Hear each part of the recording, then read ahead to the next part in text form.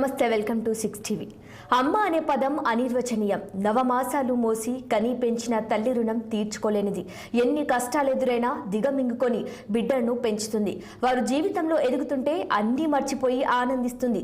అలాంటి తల్లులు కొందరు తమ పిల్లల తీరుతో జీవిత చరమాంకంలో తీవ్ర ఆవేదన పడుతున్నారు.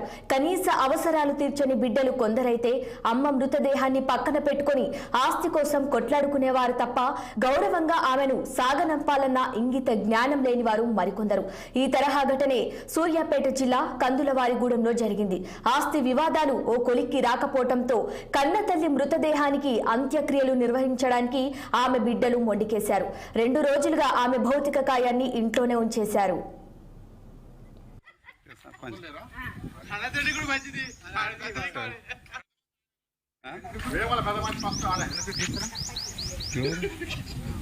నడుస్తుంది ఏ వాళ్ళది కథలో కూడా ఏంటి సార్ ఆ ఫోటో పెట్టచ్చు.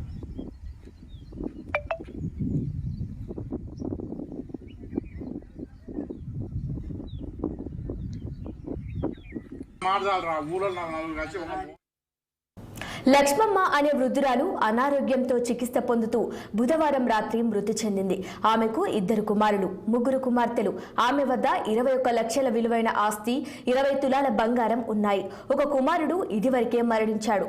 తల్లి మరణ వార్త తెలుసుకున్న కుమార్తెలు, కోడలు, మరో కుమారుడు కందులవారిగూడెం చేరుకున్నారు. అంత్యక్రియల విషయం ఆలోచించకుండా ఆస్తి కోసం గొడవపడ్డారు. గ్రామ పెద్దల దగ్గర పంచాయతీ పెట్టుకున్నారు. 2 రోజులుగా ఈ తంతు కొనసాగుతూనే ఉంది తప్ప ఓ కొలిక్కి రాలేదు.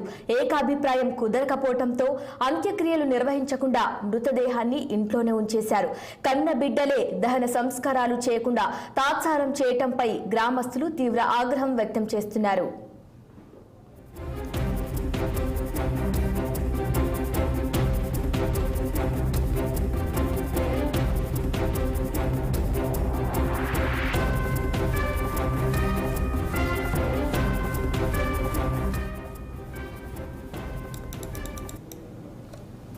చచ్చిపోయిండు.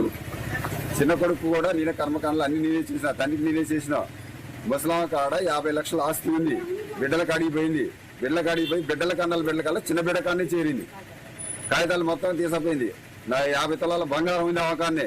ఇవన్నీ తీసపోయి మొన్న 2 బిడ్డల్ని మమ్మల్ని కాదని చెప్పి అన్ని అవకాడ పెట్టుకొని తీసుకొచ్చి చిన్న నీటిలో వేసిపోయింది. మరి ఈ బాధ్యతలు ఎవరు చేయాలి, ఏం చేయాలి, మేమేం చేయాలి? ఇప్పుడు మమ్మల్ని బదనాలు చేసుకుంటే ఈ విధంగా ఏంది? ఇప్పుడు మమ్మల్ని బదనాలు చేస్తుంది ఈ విధంగా. మాకు అసలే మళ్ళీ నాకు ఒక్కొక్కరికి ఏం లేని వాళ్ళని ఇంత వాళ్ళని చేసుకొచ్చాం మేము. ఒక్కొక్కరికి 20 ఎకరాలు ఉంది. ఇవాళ నాకు ఎకరం ఉంది. ఆ ఎకరం కాగితాలు కూడా ఆమె దగ్గరనే పెట్టుకుంది. ముసలాం పేరుతో ఉన్న ఎకరం కాగితాలు కూడా ఆమె పేరుతోనే పెట్టుకుంది నా ఆస్తిని.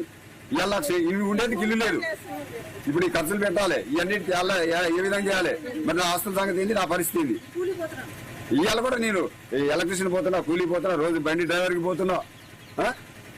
నీకున్ననాడు కోట్లు ఉన్ననాడు కూడా ఇచ్చిన, అందరికి మంచి ఇచ్చిన. వానికి ప్రతి దానికి కష్టం వచ్చినప్పుడు నేనే పోయినా. ఈ మొత్తం ఇవ్వాల్సింది కూడా తెలుసు నా జీవితం. చిన్న కొడుకుంటే చచ్చిపోయాడు.